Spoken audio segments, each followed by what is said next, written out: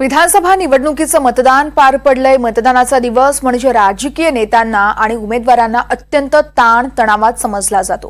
मात्र संगमनेर विधानसभेतून 90व्या मैदानात उतरलेले बाळासाहेब थोरात रिलॅक्स मूडमध्ये दिसून आलेत। जोरवे येथे मतदान केलं आणि त्यानंतर थोरातांनी चक्क कांदा भजीवर ताव मारत भजी पार्टी केली आहे। संगमनेर बस स्थानकाजवळची यावेळेस आवडीच्या दुकानावर बाळासाहेब थोरात आणि त्यांचे भाचे सत्यजित तांबे यांच्यासोबत बातचीत केली आहे। आमचे प्रतिनिधी सुनील दवंगे यांनी बघूया।